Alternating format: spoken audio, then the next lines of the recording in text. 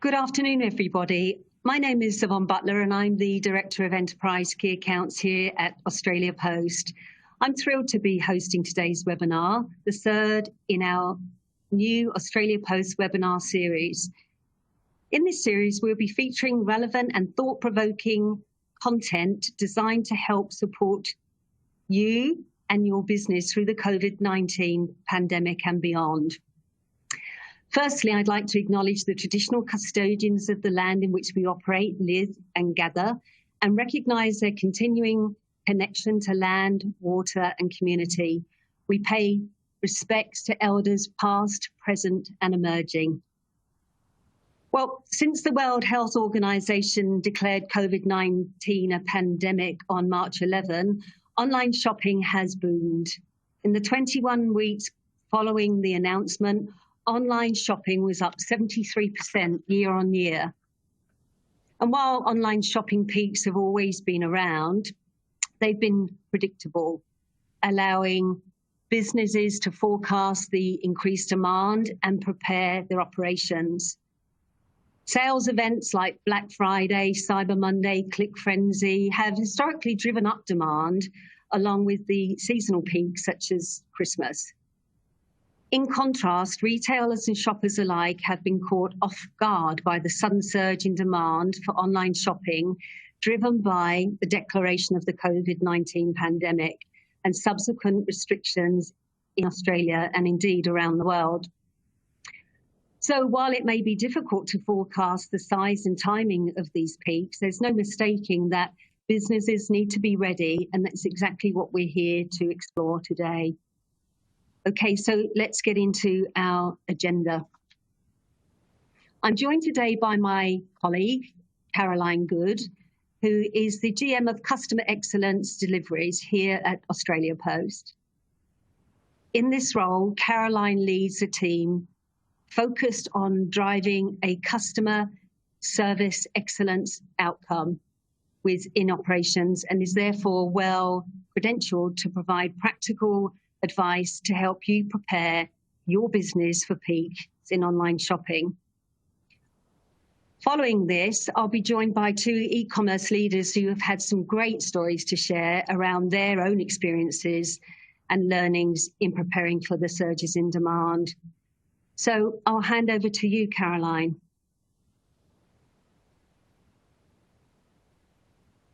Thank you, Yvonne, and thanks, everyone.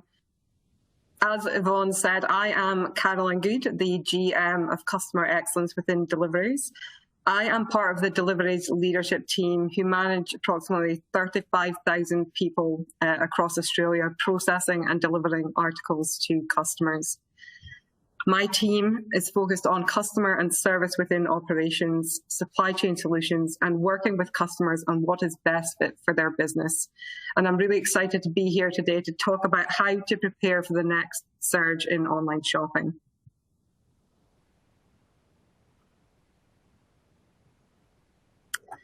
So before we talk to you about how you can prepare your business for peaks in demand, I just wanted to quickly touch on some of the numbers. As Yvonne mentioned, the global pandemic has driven unprecedented growth in online shopping. For the first 21 weeks following the official World Health Organization announcement of the pandemic, online shopping has grown 73% year on year, while total growth for financial year 20 was 35.4%. Just to put this into perspective, total growth in online shopping in financial year 19 was 15.7%. So this just shows how monumental the behavioural shift to online was in the first few months of the pandemic. In Victoria, where I am based, social distancing restrictions have been the catalyst for a significant surge in online shopping. For July, in Victoria, total volume was up 118% compared to July last year. In fact, 1 in 3 of all Australian online shopping purchases were made in Victoria during this time. When stage 4 lockdowns came in across Greater Melbourne on the 2nd of August, we saw another lift in volumes. In that week commencing the 16th of August, year-on-year growth was 186% in Victoria, and that compared to 94% nationally. So we know that changes in pandemic-related restrictions drive consumers to shop more online. Over the last few years, Black Friday and Cyber Monday are also standouts as creating big surges in demand. If we look back to last year's data, overall growth that week was 32% year-on-year, giving you a good idea of just how much focus these events attract. Before we get into the detail of this slide, I just should prefix that this graph is a national view, so volumes across Australia. I think it really does a great job in articulating the surges in online shopping. I've talked a little bit about this already, but you can see here that this recent stage 4 restrictions announcements resulted in the highest peak we've ever experienced in history nationally in the week of 16th August. Now, just a few weeks prior to that, stage 3 lockdowns across Greater Melbourne and Mitchellshire drove our third highest ever peak. Up until just recently, the Black Friday, Cyber Monday period last year had been responsible for the highest peak experienced in the last 12 months. In looking at other peaks, the Easter period this year, which fell just after the World Health Organization's announcement of the pandemic, drove a huge surge as well. That line showing the trajectory of growth from that announcement to Easter is really quite phenomenal. So we've looked at what has happened to date, but what can we expect the next surge and when can we expect it? If Black Friday and Cyber Monday resulted in the second highest peak over the last 12 months, could this be a strong warning signal of what could happen this year, particularly if combined with COVID-19 restrictions? Many businesses were caught off guard at the onset of COVID. Unexpected surges like this can certainly present challenges operationally, sourcing additional product at pace, moving product interstate, and workforce management, just to name a few. And of course, we at Australia Post haven't been immune to these challenges. Record volume growth has put enormous pressure on our own delivery network, particularly during these stage 4 restrictions in Victoria. The number of parcels combined with government restrictions impacting movement of freight and the amount of staff we are able to have on site means our ability to process and deliver has been impacted. It really is a challenging period for all of us and an opportune time to talk about what you can do to get your business ready for this and any further peaks in demand. When our customers are well prepared, we find this certainly helps our ability to process their parcels through our network more efficiently. So in light of that, let's talk about the things your business can start doing today to take the pressure off when volumes surge. I'm going to talk through 4 areas you can focus on to ensure you are best prepared. The first one is being prepared to manage customer expectations. One area is setting realistic delivery timeframes. Setting customer delivery expectations in your checkout can make a big difference to their satisfaction. It's important to allow time for your internal pick, pack, and lodgement process within your quoted shipping times. So not just the Australia Post delivery timeframe, as this could add an extra few days. We know sometimes delays are just unavoidable. For example, at the moment, stringent workforce restrictions are required in our Melbourne distribution centres due to stage 4 lockdown. This is impacting our ability to process and deliver the huge volumes we're receiving at our normal speeds. Generally speaking, we find customers understand these impacts if retailers are upfront with them about likelihood of parcels taking a little longer to reach them. Transparency and communication is certainly the key here. You can reduce the risk of delays or the impacts of unavoidable delays to your customers. Now, one of the ways you can do this is to have address validation prompts at the checkout. This can really reduce the risk of delays. As an example, some shoppers have their workplace set as their default shipping address. Obviously, this is now an issue with most people working from home, so it's worth including an automated message within your checkout, which prompts the purchaser to confirm their delivery address and gives them the opportunity to specify an alternate address. Also, investing in address validation software at the point of purchase ensures a valid Australian or overseas address is placed on the article. This also reduces the risk associated with an unsuccessful delivery. Another area within this is really to keep on top of your inventory levels. You should check your warehouse management systems can cope with massive volume spikes, especially if you use a hybrid fulfillment model with multiple distribution centers or fulfill from your stores. We find if inventory levels are not updated in real time, customers may be disappointed by order cancellations or split shipments. The second area is warehousing capacity and capability. So thinking about your business facilities and equipment, check that there is enough space available to handle increased volume and that it is organized for optimal processing. If you don't have a warehouse or have storage constraints, you could consider a drop shipping model. So drop shipping is where you purchase stock straight from a supplier when a customer places their order, and the goods are shipped directly to the customer from that supplier. It allows you to reduce inventory costs and storage requirements. Another option is decentralized warehousing and third-party fulfillment.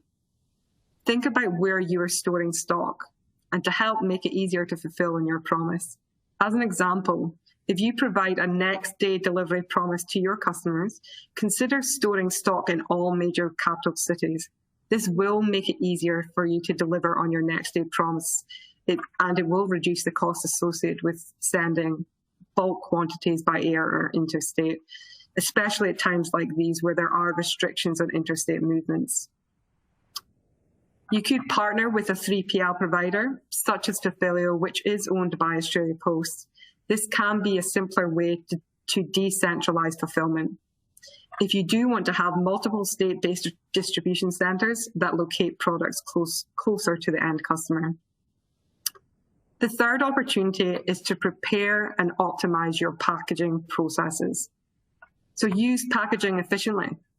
Packaging needs to be robust, sturdy, stable, and safe.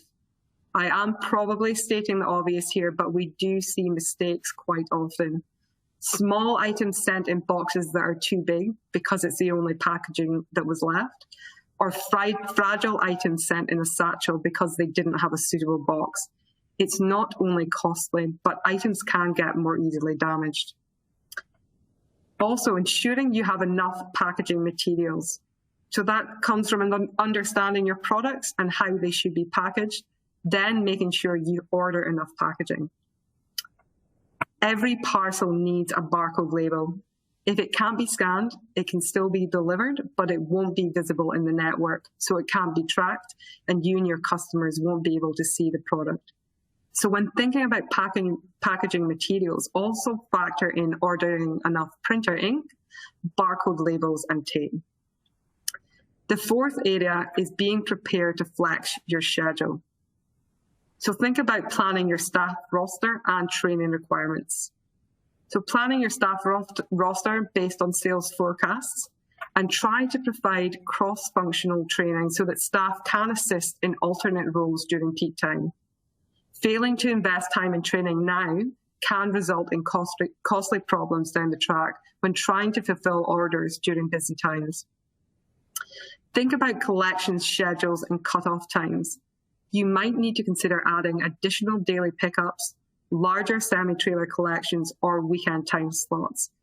With Christmas Day falling on a Friday this year, it's also important to consider cut-off times and when you might transition services such as to Express Post. So as I've mentioned, these peaks in demand combined with social distancing restrictions we're currently experiencing in Victoria make it extremely challenging to process articles quickly and efficiently.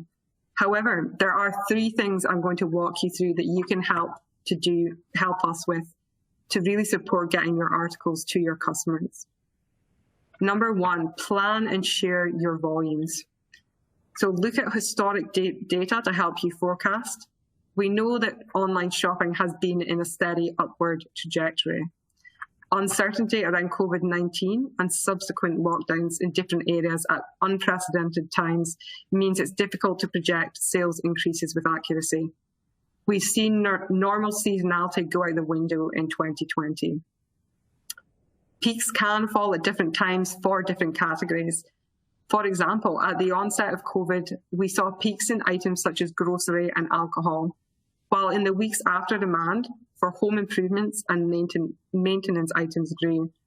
While it may be hard to predict when the next sales peak is coming at the moment, looking at historical data can help you understand bestsellers and average order sizes. Analyze past sales trends during COVID to get an understanding of what might happen in the future. Sharing volumes helps manage the back end. It's important to work with your logistics provider to manage peak planning. Let us know when you expect volumes to change. We can then manage the back end and be ready to receive your goods. Volume projections can also help with ULD and pallet forecasting and will help you order the right quantity of supplies and ULDs from Australia Post. The second one is presenting your freight correctly. So sorting your parcels. The way you present your freight to Australia Post is really critical to ensure it moves through our network safely and efficiently. As an example, separating your express post from your parcel post makes sure that your parcel gets to the right processing facility first time every time and removes any unnecessary delays. The third area you can help us with is sending your manifest data on the same day as lodgement. This ensures accurate delivery notifications. When a manifest transmits data digitally, this triggers a delivery notification to your customers. If you send us the information too early, such as 2 days before the parcel is collected from your warehouse, an early delivery notification could cause customers to become anxious about where their parcel is. Send it too late, such as next day, and we may have to enter the data manually, which means we cannot automate sortation, and this can cause delays. This can also lead to further downstream costs, such as higher contact centre call rates with parcel tracking inquiries, and that can come into Australia Post call centre or your call centre if you have one. I'd like to take the opportunity to thank everyone so much.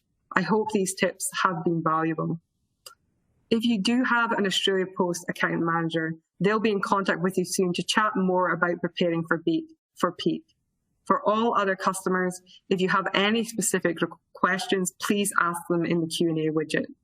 Our team will then do our best to get back to you with an answer just as soon as we can. Back to you, Yvonne. Well, thanks so much, Caroline. There's some really fantastic advice that you shared with us there, so thank you. Well, we're lucky enough to be joined today by two e-commerce leaders for today's panel discussion, so let me introduce them to you. Wayne Baskin is the Deputy CEO and Chief Technology Officer at Booktopia. Wayne is responsible for the overall business strategy, vision, and customer experience, while also overseeing the logistics and business pricing and inventory strategy. Wayne has been an integral part of growing the business that started way back in 2004 with a daily expense budget of just $10 to now being worth over $130 million and shipping over 2 million parcels per year. In 2017 and 2018, Wayne was a finalist in the Online Retail Industry Recognition Award, taking out the award as #1 in 2019. Wayne has been named in Inside Retailer's Top 50 People in e-commerce for 5 years running, and in 2019 and 2020 has been awarded #8 on the list. So welcome, Wayne. Thank you. Our second panel member, Patrick Smitka, is the founder of giftbasket.com.au. Bear with me 1 second. Patrick has had a long career in e-commerce, being the founder of Queensland's largest digital agency, where he launched the e-commerce sales channel for a number of great Australian brands. Patrick then founded several of his own e-commerce companies, including giftbasket.com.au. Giftbasket.com.au has been in the gift industry for over 20 years, delivering gift baskets and hampers Australia-wide. In 2020, giftbasket.com.au was awarded the CanStar Blue Award for online gift and in the online gift and store category, and is now a leader and destination for online gift giving and corporate gifts throughout Australia. So welcome, Patrick. Thanks for joining us today. I wanted first and foremost to look at some of the impacts the pandemic has had on surge impacts. Wayne, firstly to you, I'm interested to understand a couple of things. Firstly, how the pandemic has impacted the book industry. And secondly, at what point did Booktopia see the biggest surge in volume? And what were some of the immediate operational changes you needed to make to be able to deal with that? Sure. Thanks, Yvonne. I think the book industry has seen quite a big surge as the pandemic hit. It was pretty crazy overnight when people went into lockdown. They were looking for all different types of books, be it kids' books to entertain the kids, fiction books. And then, it's progressed quite interestingly into the different types of books as the pandemic has gone on. We've seen lifestyle books, become a big thing. More recently, we've seen a lot of coffee table books being bought, and we're thinking about that and going, well, we're all having these Zoom calls, and people want to not have a blank white wall behind them like I do, and so they're buying a lot of these coffee table books. So people have been buying books. Yeah. There's been a big increase throughout the market, but being online, we saw a much bigger uplift than unfortunately some of our the physical stores would have seen. And it was very bittersweet for us in the beginning when those, physical stores we knew weren't getting the sales, but we saw we were getting different types of sales. Operationally, how we had to change, I think, obviously with COVID, we've had to social distance, we've had to split our shifts, we've had to do all the things to first and foremostly make sure our staff are safe. But then it's also we've been at peak levels since October now. We go through Christmas. We then go into academic season, and then when we're meant to go into our, a bit of a quiet period, the pandemic has hit. So operationally, we've just been at, in Christmas mode or peak mode since October, and it's meant doing different things like making sure your staff are well rested, making sure the staff, not overworking. We are doing overtime, making sure that different people are doing overtime or working on weekends. So those are some of the different things we've had to do, and then also just working very closely with Australia Post to make sure that we're forecasting this demand correctly and getting the support we need. Okay, thanks, Wayne. And Patrick, what about at giftbasket.com.au? I mean, clearly dates synonymous with gifting, Easter and Mother's Day fell right within that very first wave. So how were your volumes impacted during that time, and how did it affect your operation?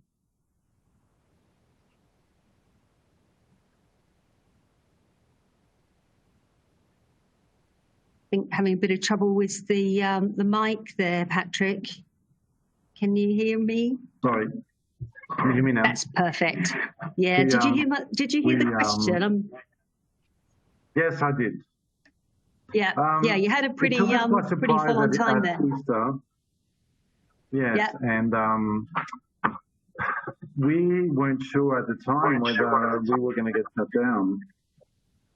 Or whether things were going to continue. So it was, we were running out, we basically ran out of stock as well. So luckily for us in our industry, a lot of people were not going to shopping centres. So there was a lot of Easter eggs in the likes. So we contacted the likes of Big W and Woolies, and the store managers were quite happy to give us their stock because we way underestimated. So we cleaned out half of Brisbane with Easter eggs. That's good. None left for the Easter bunny. Apart from that, Look, Star Trek, which is owned by Australia Post, were very good. So they were at the last minute were able to handle a number of trucks to come in every day to pick up the stock. I had to. We had obviously a lot of our staff had to do overtime then, and so we're a little bit more prepared for Mother's Day, where we basically ran 24 hours a day, making hampers and sending them out. And we're preparing for Christmas by hiring a whole new warehouse because we can't do any more in where we are now. So. Okay, interesting. So some pretty involving measures you're taking there. So thank you, Patrick. Wayne, we're sort of talking about forecasting and looking at, clearly you've experienced many sales peaks in your time at Booktopia in times when I guess, forecasting was probably a little more or probably a lot more predictable. How is Booktopia forecasting during the pandemic? And do you feel that you've developed any strategies that are making it easier? Yeah, look, definitely forecasting has been hard. I'm lucky to have a very good team who are able to help us forecast.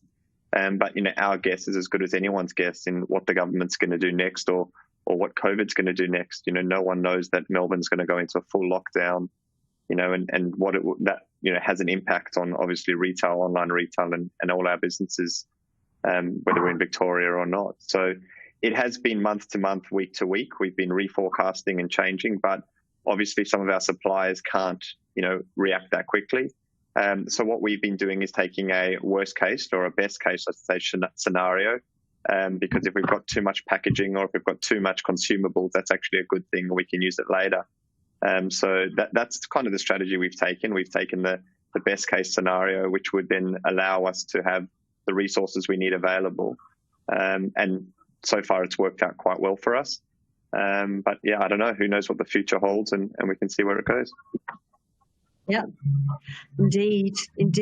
And I guess, Patrick, most retailers are finding planning and forecasting incredibly difficult right now. You spoke about it briefly before, but how are you managing this in your business, particularly as you're gearing up to the Christmas season? You mentioned the warehouses, but how do you maintain that balance between getting enough stock on hand, but then not over-investing, mindful that, the seasonality of your baskets and your gifts quite often? It's not easy. It's I think we've had to look at Father's Day, Christmas as fairly much one, because I think it's going to continue.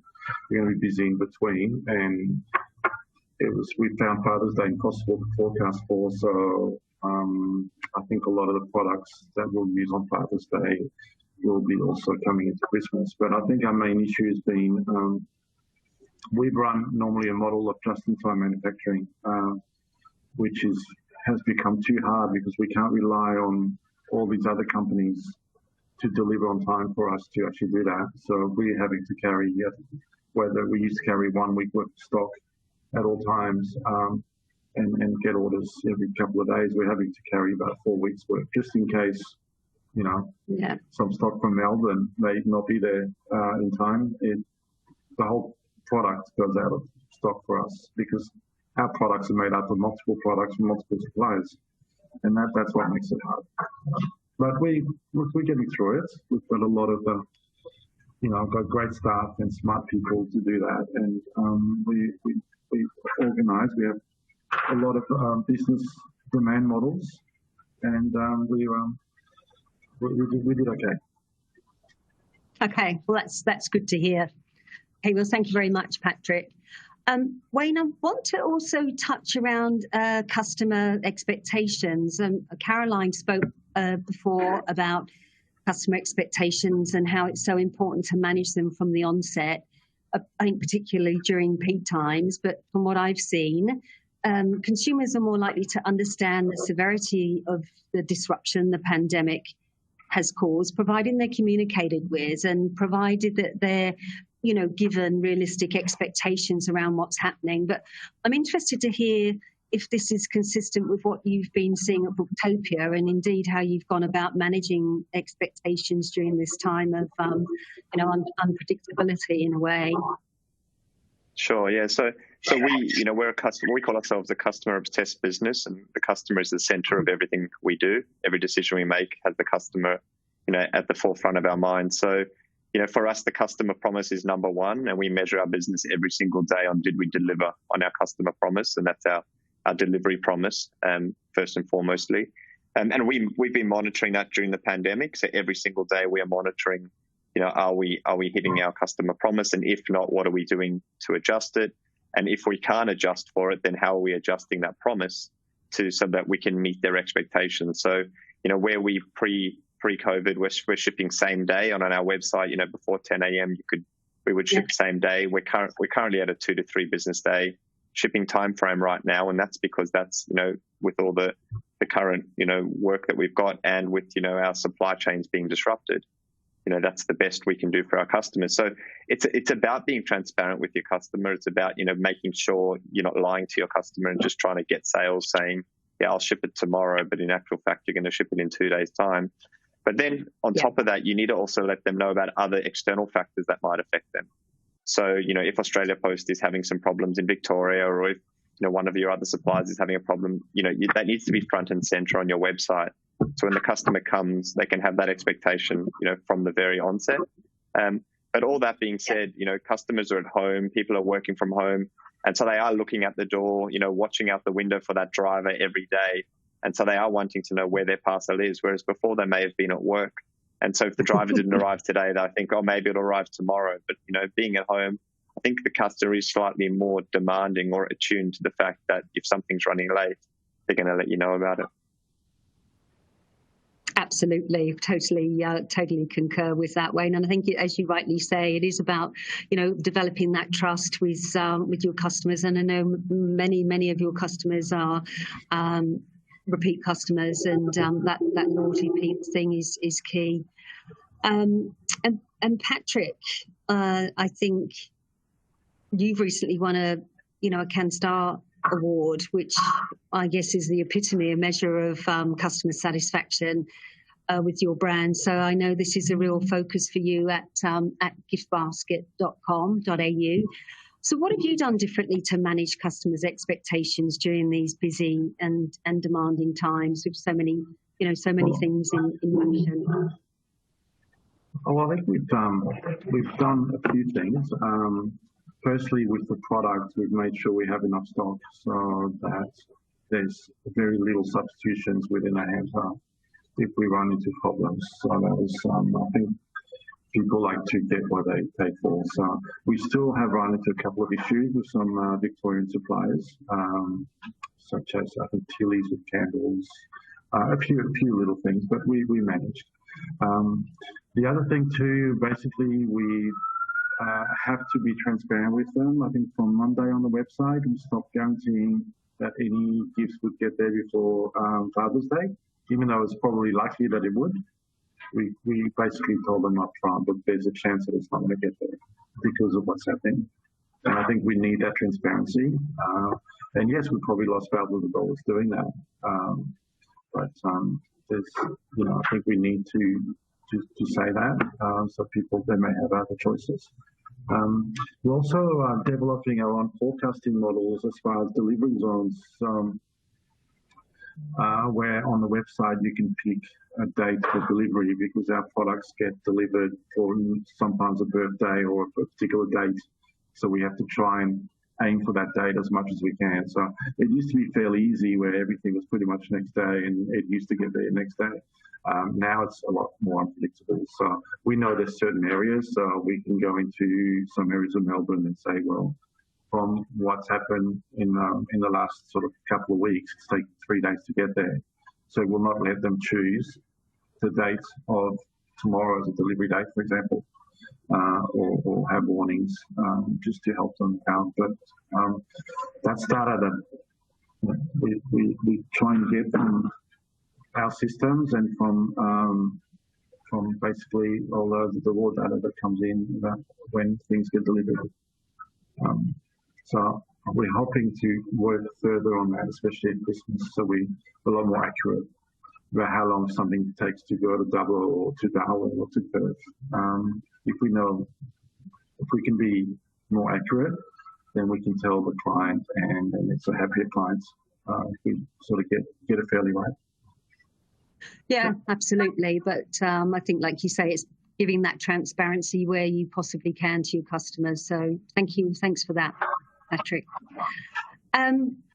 It sort of goes back to that whole helping you, helping us. And I think as Caroline explained that the way you present your freight to your logistics partner, including labels and streaming and when you manifest data can have an absolutely huge impact on your customer's experience. And I think this was never more apparent than back in March when the first wave in demand hit, when the sheer volume of parcels in our network, in the Australia Post network, meant that delays were amplified by, the time it was taking sometimes to process poorly presented parcels. And I guess we understand the issues were exacerbated in part by businesses, having to very quickly redeploy staff and hire casuals to help keep up with the online ordering fulfillment. But, there was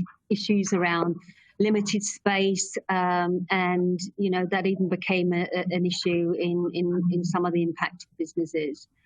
And that also impacted the ability for, historically our customers to stream parcels effectively, which in turn helps us at Australia Post and other logistic providers to get things to the right place at the right time more quickly.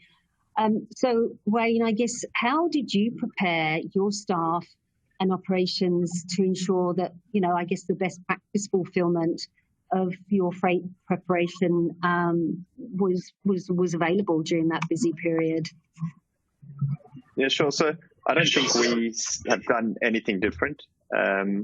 It's, we always aim for best practice because we know regardless of whether we're in pandemic time or, peak time, it's always going to make it easier for our delivery partner, Australia Post, you guys, to be able to process our parcels. So, and we know that that has a customer impact. So putting the customer at the center of everything, that's what we do every day. Some of the things we did have to change some of our processes. And Australia Post requested some changes to the way we did things just for that period, and then we've reverted back since. So we did have to then train our staff to make a few changes to comply with some of the requests that Australia Post was making. But overall, hopefully, we believe we've got best practice around all of our labelling and the size of our parcels and the time that we're manifesting. So we really didn't have to make any change to what we're doing. No, that's good. That's good news. And I guess with the Victoria lockdown, when stage 3 restrictions were implemented again in Victoria in July, Victoria experienced another wave of online shopping demand, which Caroline touched on. And of course, the demands increased again when metropolitan Melbourne was upgraded to stage 4 restrictions at the beginning of August. So, a really moving and very agile events unfolding. Patrick, did giftbasket.com.au experience another wave of demand due to these restrictions? And did you feel that you were better placed to manage it the second time around? No, definitely. We knew we had Father's Day, so we've just finished Father's Day week, so it's been a really, really busy week and last week. So, yeah. But I guess we knew what to expect this time around. We had the feeling it was going to be very busy because people can't travel, they can't see their dads. And, we feel fortunate as a company that we can help Australians, but also be having a successful business.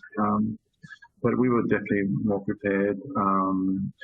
We had lots of help from Star Trek with getting trucks and throughout the day to help us. And hopefully everything's going to be okay. Yeah, absolutely. Well, it sounds like you got through. That's great news. And it certainly sounds as if you got through Father's Day. That's a that's a huge accomplishment. And now you're on your way to towards Christmas. Is the next big milestone. That's really good news. I guess we're talking about Christmas and beyond. I think with the pandemic fundamentally accelerating on online shopping behaviours by years, within only a few short months. We are expecting record volumes over the record volumes that we've already had throughout certainly our network this Christmas. And while we're busy preparing our network for this, as Caroline highlighted and Wayne and Patrick have shared, there are certainly things that businesses can do to prepare for this, and they can actually start to do that now as we ramp up into that next massive peak. So, Wayne, I imagine both Christmas for gifting purposes and the new year now, as students purchase textbooks for the year ahead, will be extremely busy times, even more busy times for your business. Could you talk us through some of the things that you're doing now to start preparing for those anticipated peaks in volume for Christmas and beyond? Yeah, sure. I think Christmas is going to be interesting because there's going to be a lot more people, buying gifts that they're expecting us to deliver to the gift recipient, because unfortunately they won't be able to visit them, be they interstate or due to the rules of how many people can be in a house. So we're expecting a very busy Christmas period. We've probably started planning Christmas a little later than we normally would have because of how busy we've been through the pandemic. But some of the things, it's making sure we've got the right consumables, making sure we've got the right number of we've forecasted the right number of cages and trucks we need with Australia Post, making sure we've got all our stock on hand ready to go, which has probably been the harder one because it's not like we could have stocked up. It's we're just constantly ordering books, and we've had a big peak, depleting our stock as we're trying to stock up at the same time. So all of those things, making sure you've got your marketing messages right, making sure you've got your delivery messages right, making sure your cutoffs, you have your cutoff dates set correctly and that they align with Australia Post's cutoffs or, whoever else your delivery partner's cutoffs are. So all of those things, we've been through, this will be my 12th Christmas or 13th Christmas with Booktopia, and every year it just gets better and better and, more well planned. So, where we used to have a playbook, it's all in our heads now and we just go through the motions, luckily. But that's some of the stuff that we're doing right now. Yeah. Well, we mentioned before, 2 million, grown to 2 million parcels per annum. So what do you think 2021 is going to do in terms of those 2 million? Yeah, a lot more. I think that 2 million is probably last year. So it's probably grown since then, and it's going to grow even more significantly this year. Yeah. So I think last year was more like 3.5 million, if I'm getting it right, or somewhere around there. Wow. This year I think it's going to go well in excess of that. But it's the way people have changed their shopping habits. People are talking online retail is now 2 to 5 years in the future. We've all gone into the future. We're all in 2024 or 2025, somewhere there. And so I think it's good, but just everyone needs to remember, I suppose, at the moment, it's like 12 to 15%, and don't quote me on those figures, but it's only 12 to 15% of retail, online retail at the moment. So there's still 85% that's going to physical retail, and the physical retailers still have the lion's share of it. So it's still going to be a busy Christmas for everyone. Yeah, and it's still important that whole customer experience is a good one. So those, those people taking up the online purchasing continues into the future. But time will tell. But I think, as you said, it's really advanced it by many years, and it doesn't look at this stage like it's going to slip back anytime soon. I guess the challenge is whether it continues to, accelerate at the rate that we've seen it. So that's the $1 million question, isn't it? So thank you very much, Wayne. And thank you very much to both of you for sharing your learnings and experience around preparing to the peak period. I hope that our viewers have enjoyed hearing from you both. And I guess before we close the session for today, I'd be really interested from each of you. If you could define just one thing, if nothing else, you would suggest our audience focuses on right now to help them prepare for the next surge in demand. So, well, Patrick, we'll start with you. What would be the one piece of advice that you'd give our viewers? Study your analytics. One of them. Probably study your analytics. Study Yes. your Google analytics and your trends. I mean, I think from that you can get a lot of data from that. There's the overall trend of how the business is going, and then there's seasonal trends, and then there's extraordinary trends like we're having right now. And I think you can combine, from that you can build models to try and forecast stock. It's all, know where your stock is, I guess, all the time. What's in transit, because I think we're finding that some things are taking a long time to get here. And we've had a couple of instances where we've ordered things twice because we didn't realise that it was still in transit. So we've had to change procedures. And I think if things take 2 weeks to arrive because the factory can't produce enough because they're not able to have full capacity in a Victorian factory, these things happen. Just do your best. I think we should all be faithful in the online industry, in the e-commerce industry. So, I think. You certainly had a great deal of experience in that area. So thank you. And Wayne, what would your tip be? I think single. The single tip. I'll give 2 tips. I suppose there's 2 different people here. There's the person who's dealing with the demand and too much demand, as Patrick has mentioned there. And to those people, I'd say just look at your marketing channels. Look at which marketing channels are delivering you the best, return on investment. And then if you've got too much demand, turn off the other marketing channels. Don't be afraid to say no to some customers if you can't service them correctly. That's one thing we've done. We could be up significantly more than we are today, but we've actually decided that we're not going to pay for certain customers or certain sales, because then we would just be overloaded and then our customers wouldn't get the experience that they deserve. So it's focus on the marketing channels that are giving you the best return on investment and turn the others off until you can deal with that.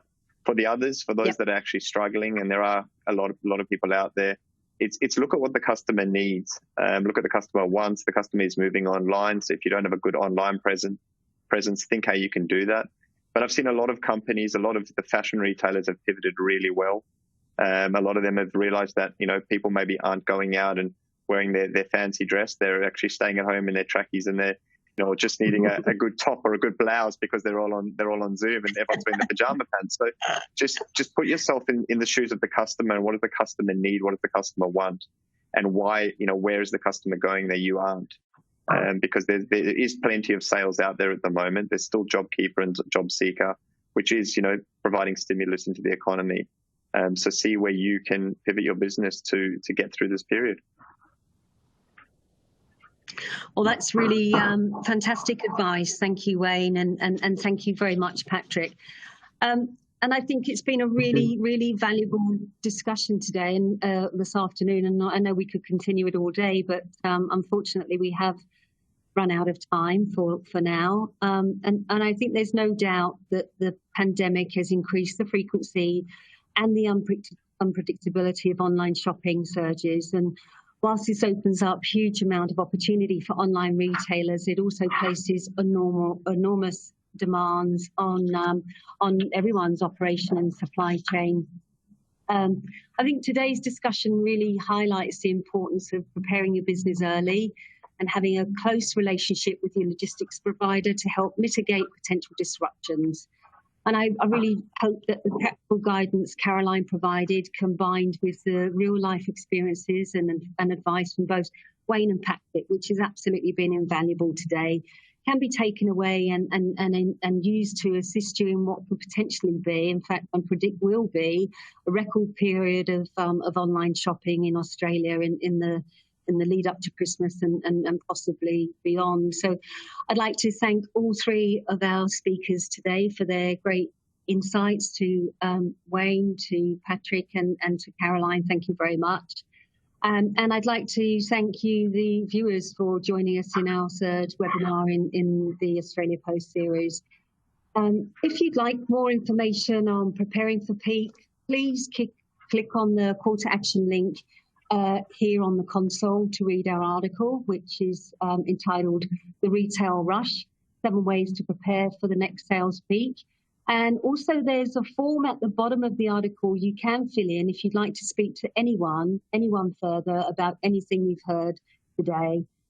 I think, as Caroline mentioned, if you have an Australia Post account manager, we will be contacting you to commence conversations around preparing for the Christmas period soon, if we haven't already. The next webinar in our series is a great follow-up for the topic today, where we'll talk about how to reconfigure your business and build resilience in your supply chain for the future. So thank you very much again to our guests and our panelists, and thank you for joining us today. Thank you.